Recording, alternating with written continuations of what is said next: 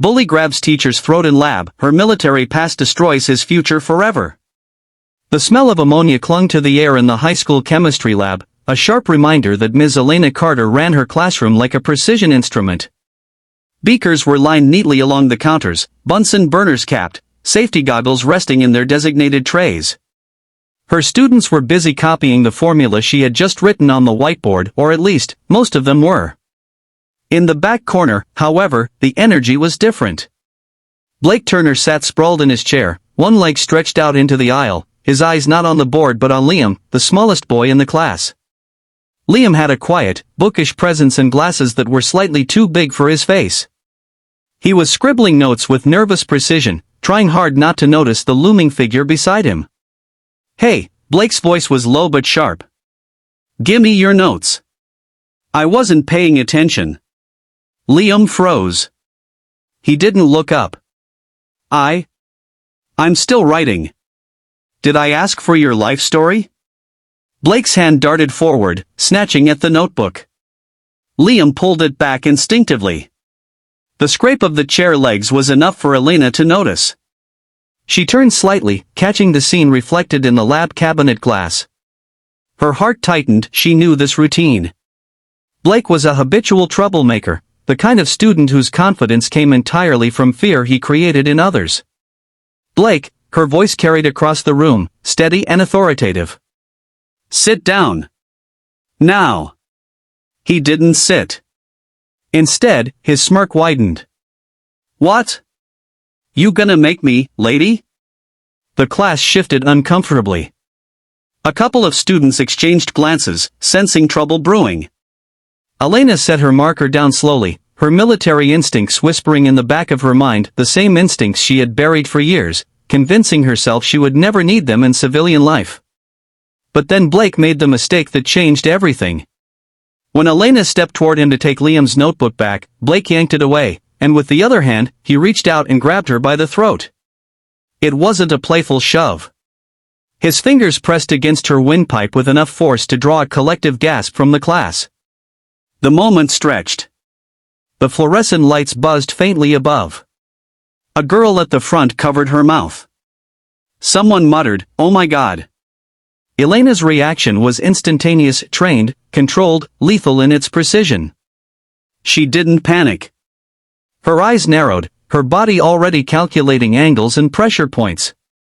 She clamped her hand around his wrist, twisted sharply, and with a pivot of her hip, she redirected his momentum. In less than 2 seconds, Blake was face down against the lab table, his arm locked painfully behind his back. He yelped, "Let go!" "What the?" Elena leaned in, her voice quiet enough that only he could hear. "Rule number 1, Turner. Never grab someone unless you know exactly what they're capable of. You picked the wrong person today." The class sat frozen, every jaw dropped. It wasn't just the speed of what they'd seen, it was the way she did it. Controlled. No wasted movement. No anger, just absolute certainty. The past she tried to leave behind. That night, Elena couldn't sleep. The incident had replayed in her mind in slow motion. She had come to teach science, not relive the part of her life she thought she'd left behind. But trouble had a way of finding her. Years earlier, Elena had worn a different uniform, one stitched with her country's flag, not a school logo. She had served in the military for a decade, trained in close-quarters combat, weapons handling, and crisis negotiation. She'd been stationed in some of the most volatile regions in the world, leading rescue missions under fire, evacuating civilians from war zones, and diffusing situations that could have ended in tragedy. She had learned then that bullies come in many forms: insurgents, corrupt officers, and yes, even teenagers with too much arrogance and too little guidance. The uniform changed, but the core was the same: people who thrived on intimidation until they met someone who refused to be intimidated. When she retired from service, she promised herself peace. She moved to a quiet town, applied for a teaching job, and imagined her days filled with lab experiments, curious questions, and the hum of young minds learning. She never imagined she'd be back in a kind of battlefield, one with desks instead of sandbags, but still with people to protect. The aftermath. The following morning, the whispers began before the first bell. "Did you see her?" She flipped him like nothing. They say she used military training on him. Blake's been real quiet today. Liam approached her at lunch, his voice barely above a whisper. Miss Carter, thank you. Nobody's ever stopped him before. She smiled faintly.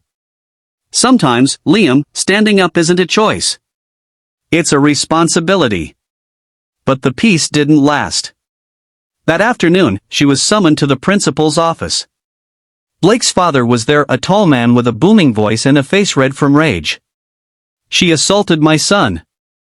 I want her fired immediately, he shouted.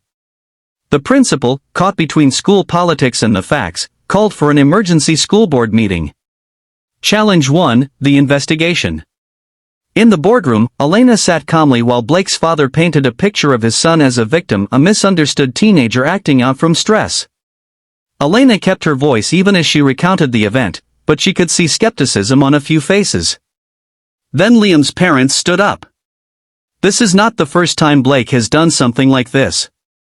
Our son has been targeted for months. One by one, other parents joined in, sharing stories of their children's run-ins with Blake. The school counselor added a crucial piece of evidence, a documented history of complaints and warnings. The tide began to turn. The board voted to clear Elena of wrongdoing. Blake was suspended for 2 weeks and required to attend behavioral counseling. But the story wasn't over. Challenge 2, the courtroom battle. Blake's father wasn't satisfied.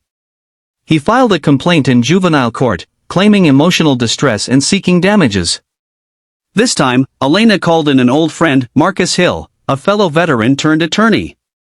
In court, Marcus played the school's CCTV footage. The moment Blake's hand closed around her throat, the room went still. The judge's expression hardened. The footage also showed Blake shoving Liam before the confrontation. The ruling came quickly. Blake was guilty of assault and would spend 6 months in a rehabilitation program for violent youth, along with 200 hours of community service. Challenge 3, reaching the unreachable. Months passed. Most teachers would have left it there, content to never see the student again.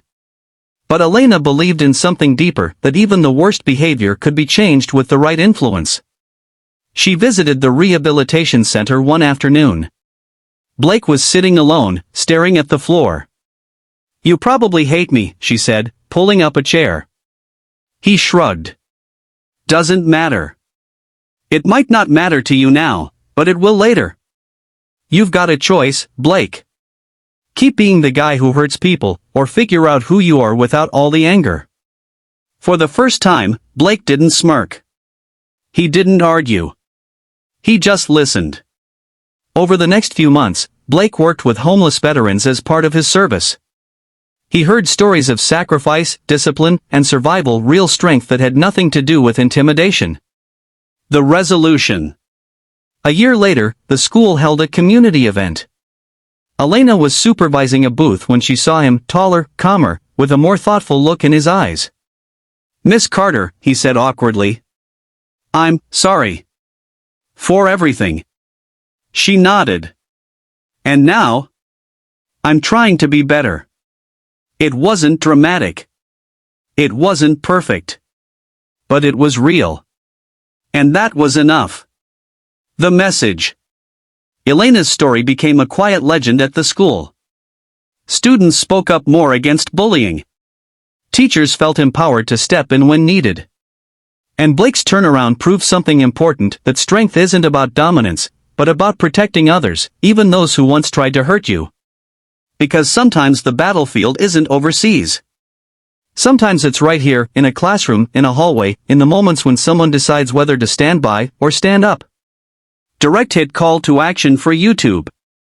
If you believe every student deserves safety, respect, and the chance to change, comment your thoughts below. Have you ever seen someone stand up to a bully? Share your story in the comments. And remember, on this channel, be kind always.